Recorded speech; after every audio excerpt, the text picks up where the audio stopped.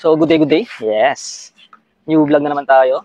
Another day, another video ulit tayo. So, today's video, Mokoto. From Mokoto, ito yung skid plate ng ADB 160 and PCX 160, you know.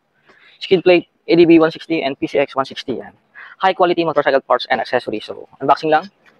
So, bracket, dalawang bracket. At syempre, yung pinaka-skid plate natin, yan, no? Napakaganda niyan. Kita nyo naman, di ba? Nakalagay dyan na Elite Series. Elite Series Mokoto. Matay ko lang gustong ilagay ito, install to dito sa ADB 160 natin. Pero, meron tayong previous na skid plate, kinakalawang na eh. So, baklasin natin yan at saka palitan na ito.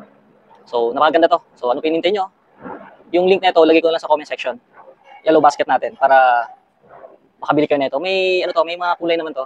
Red, yellow, black. Parang gold siya. Yung pagka-yellow niya yan. So, yan. So, ito pinili natin kasi siyempre matching na red. So, yan. So, install na natin yan. At syempre, hindi mawawala, gamitan natin ng impact wrench pagbaklas ng muffler natin.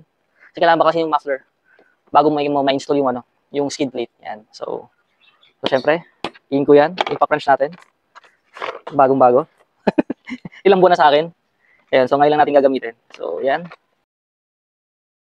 So, paano magbaklas itong muffler? So, una, gawin natin. Ito. Tanggalin lang natin to. Yung dalawang tornilyo dito. Yan. Kita nyo ba? Ito. Baklasin lang natin yan. Huwag na nating tanggalin yan. Auto sensor yun eh. Sensor yan eh. So, huwag natin pakilaman yan. Yung muffler lang, baklasin natin yan. Luwagan muna natin ito. Gamit itong ratchet na to. Kapag luwagan na natin, gamitan naman natin ito. Hindi na kailangan washer yan. May ano na siya eh. May itong board. Hindi na kailangan yan siya eh. Ito yung crown na. Ito yung pinakalock niya. So, after yan, ito naman, tanggalin natin. Kasi hindi natin matatanggal itong kapag nandito yung cover na to. Yan, di ba? Sabi lang. O, yan. Tapos tanggalin na natin to. Ayun, dumikit na. Kasi syempre, pag natin yan, pag binaklas natin yan, linisin na rin natin. So, baka mamaya, suporta lang. Yan, suporta lang para hindi siya managlag ng todo. Flytech na torque wrench. Yan, so kahit di mo na gamitan ng impact wrench yan, kasi di naman ganun kahirap tanggalin. Yan. Kasi mga tornilyo, ingatan nyo lang. Yan, yun, mababa to. So, dyan lang natin lagay yan. Tapos isa pa, sa baba, ganoon din. Yan. Easy lang. So, alam ko same size lang to. Dito. Yan. Same size lang sila. Kita nyo same size. Kaya, kahit magkapalit yan, okay lang. Tapos, ito, ganoon din. Yan. So, naluwagan na yan. Ayos na yan. Hand tight lang naman pagbalik niyan para hindi tayo mahirapan. Yan. Yun, humuwang na. So, alalay lang. Yan.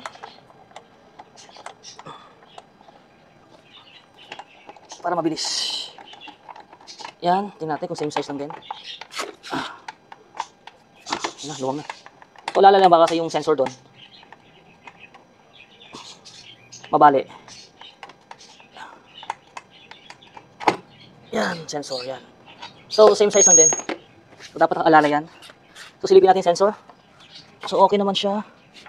So, yan. Ang sensor, iangat lang natin to.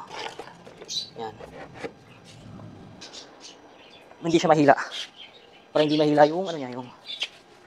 Pag nahila kasi, baka maputol yung connector niya. Magka-problema tayo. So, ito yung isa sa tornilyo ng, lambot lang. Sus. Sobrang lambot lang pala. Ito yung isa sa tornilyo ng ng skid plate natin. Yan. Kita nyo? Mahaba. So ito yung sa mismong sa mismong makina to na na tornilyo. Yan. Tabi lang natin yan. Yan. Diyan kasi natin kinabit yung skid plate. Yan. So isa dito, yan mahaba yan. Isa diyan sa kabila, dalawa yata. So tingnan natin sa kabila. So ito, kunin lang natin to. Hindi na kailangan ng impact wrench yan. by using your force. Yan. So yan, mixi lang. So lagay muna natin ito dito. Yan, tapos isa. Yan. So, yun na. So, ganyan lang siya. So, kinakalawang na kasi to. So, baka bumigay na. Kasi ano na rin eh. 2 years na rin eh. 2 years na tong ADB 160 natin. So, same size lang naman sila ng tornilyo niyan. Take note, yung tornilyo na to, tornilyo ng ano mismo to, ng makina. Tornilyo ng makina mismo yan, ha. Yan. So, bali yung skid plate natin, nakikisalpak lang yan. Ayun, oh. Kita nyo? Tanggal agad, oh. Yan. Oh. Tibay rin talaga.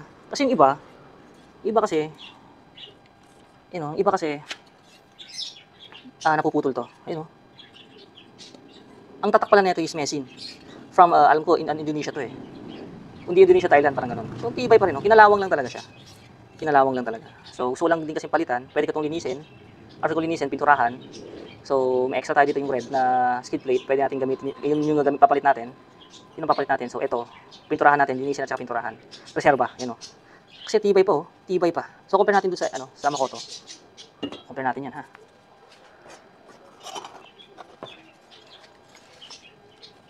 Yan, ha. So, compare natin. Yan, ha. Ito, yan, o. Tibay din. Yan, o. Halos, kung makita nyo, yun, o. Halos kapares na naman yung, nung kapal. Yan. Pero ito kasi, mabigat. Ito, napaka-light lang. Napaka-light lang. Pero, matibay naman. Ito, tingin ko, mas matibay to. Kasi hindi basta-basta siya nabibend eh. Ito, matibay din. Pero yun kita nyo, kayang tupiin. Yan, kasi protection nga yan. So, hindi natin tatapon to. Linisin lang natin. At saka ipipinturahan. Pinturahan ko sulong ng red. So ito muna, lalagay natin habang lilinisin natin to at saka pinturahan. So sa bracket naman, ito compare. Ito kasi, buo na siya. Buo na. Ito, ilalagay pa natin sa mismo dito. May mga tornilyo siya eh. So ilalagay pa muna natin. So lagay muna natin, ha. So silipin natin kung anong kondisyon ng makina natin, ha. Kailangan natin makita kasi. Oh, yan, di ba? Ang linis, nakinis pa rin. Kasi nga, may siya, may skid plate, di ba? So, update lang. So, kung nakita nyo kanina, magkabaliktad to eh. So, yung kabit natin kanina, yung lagay natin, ito, dito ko yung nailagay. So, dapat yung maiksi, dito sa likod. Yung maiksi dapat sa likod. Yung nakita nyo, yung mahaba sa harap dapat. Yan. Ang napansin ko dito, itong tornilyo dapat nasa baba kasi mali rin lagay natin kasi delikado to eh. Once na mag-impact to, yung tornilyo na to tatama sa makina. So dapat yung mga tornilyo na to dapat sa baba. So yun yung natin. Yun yung ayusin natin. Ayusin muna natin yan. So yan, okay na. Bale na na natin yan. Nagpitan na natin. Nabaliktad na natin. Yan, higpit. Kasi unsafe yun. Yung ito, unsafe to. Ito, nasa dito. Napaka-unsafe. So, sa impact, kapag nilagay natin yung kung nilagay natin to, tingnan nyo, ang haba nung kanina. Kapag sa lakas ng impact niyan, tatama yun sa makina natin. Maaaring makabasag yun. At sa ito, binaliktad natin, umiksi na siya. As compare dun sa sa luma, mas yung clearance siya, mas siya, parang isang daliri. Doon kasi sa luma, sa machine, medyo siya eh, medyo malaki yung space. Yung clearance niya. Ito, isang daliri lang. Medyo dikit dun sa makina. So, hindi siya sasabi kung medyo magbabanking-banking tayo. Pero, naki-banking-banking naman ako kay machine, okay naman siya. Wala namang problema. Safe naman. So, huwag lang talaga yung sobrang sagad na bangkingan. Yan. Kasi sasabit yan eh. So, ito na, sabi ko nga, ito. Sa pinakataas. Yan. Yan, palit tayo dyan. Palit tayo ng 8mm. Bilisan na natin, umuulan na. Dilim na pati. Yan, hand tight lang natin muna. Yan, saktuhan lang. Tapos sa baba naman, sabi ko nga, ito sa pinakauna natin ilagay. Diyan sa pinakauna natin ilagay. Ilagay yan. Yan. Yan. So, hand tight lang muna yan. Huwag natin persahin. Huwag natin maghipitan kasi sa kabila, hindi pa natin na ilalagay. Yan, yan na muna yan. So, lipat tayo sa kabila. Yan. So, lipat tayo. Ilagay natin ngayon yung mahaba. Yung mahaba, yan. Kita ba? Yan, kita nyo, yun, kita. So, yung mahaba na yan, ito yan. Diba? Dapat kabisado nyo pa yan. Kung ano yung mga pinaglalagay nyo dyan. Ito, dito naman, hindi siya, ito, may awang dito. Kung nakita nyo. Yan. Makita nyo ito, may space, ito.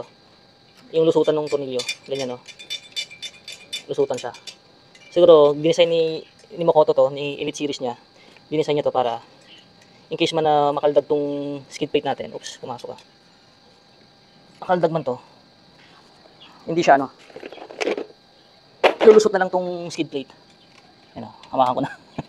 Lulusot na lang. Kung baga makakawala siya dun sa clip. Sa lakas ng impact, makakawala siya sa clip. Siguro safety purposes yan. Kaya niya ginawa siguro yan. Kasi kay Messi, buo yun eh. Compare kay Messi, buo yan. Ito, buo. Yan, buo. Sa kabila, buo din, walang cut dito. Yan. Kasi ganyan yun, buo siya. So, yan. Malaking clearance na ito. Mga ganyan siguro. Kay Elite Makoto, mga ganito. Yan. So may disadvantages and advantages naman. So, ito yung gamit ko, okay naman. Kahit bumabangking-bangking ako. Okay naman, wala namang naging problema. Pero ito, mas dikit. Yan, so hantay ka natin. So, hindi ako lagyan natin ng washer kasi maliit lang yung clip niya dun sa sa pinaka skid plate. So, kuha na ako ng washer. May mga extra naman tayo. So, ito na, may washer na tayo. So, minsan mga washer na yan, tabi nyo lang. Pag mga sobra kayong washer or kapag bumili kayo, ako kasi kapag bumibili ako, pinapasobrahan ko. Kasi, kailangan yun in case of emergency, meron kayo. Kasi yung kay Messin kasi medyo malaki yung clearance niya dito. Ayan So ito, swak na swak lang. So ang advantage na ito sa bangkingan, parang stock lang din siya kasi nga talagang lang siya, yung clearance siya manipis lang. Ayan mababa lang yung clearance. Unlike dun sa kay Messin. Yan. Tingnan natin sa kabila. So yan ang itsura niya. Yan. So, nakita nyo, di ba? Ganda. Ano na siya, machi-machi. Added protection. Yan. Kita nyo. Yan. Kita nyo, di ba? So, yan. Install lang natin yan. Yung Elite Series ng Makoto. Di ba? Pogi tingnan, di ba? Pogi niyan. Saka yung clearance yan, sakong-sako lang. Hindi siya masyadong mataas. Saka hindi naman siya nakadikit dun sa makina. Talagang added protection lang. Maganda sa bangkingan yan. Hindi sasabit. Parang stock lang din siya. Alright. So, ipitan lang natin itong tornilyo pala. Hindi pa natin pala nagpitan yan. So, ipitan lang natin ito. Hindi pa natin pala nagpitan to. Sa kabila yung nagpitan natin So, ano lang to, hand tight lang. Huwag na yun ang forcehin masyado.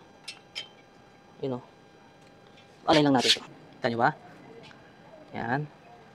Ito sa kabila, isa. Ito. Yan. So, yan muna ilagay natin. Ang bilis, yan. So, ipitan ko na lang muna. Okay na yan. Ipitan ko na lang muna. Yan. So, yan. Mga 17. Yan na. Yan na. Pumasok na. Kumilik na. 17 lang. Yan. Yan. Rinig nyo, diba? 17. Ayos na yan.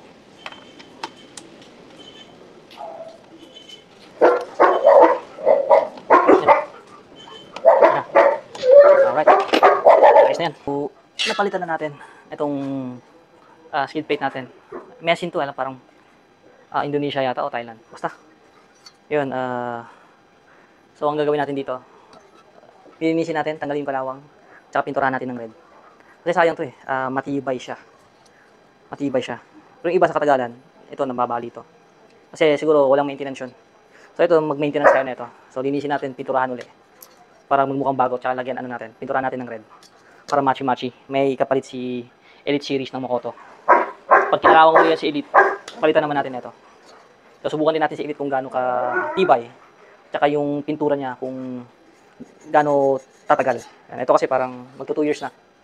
So, yan. Kinalawang na ganyan. So, tingnan natin. So, sana may natutunan tayo sa DIY natin. So, ride safe, drive safe. Peace out.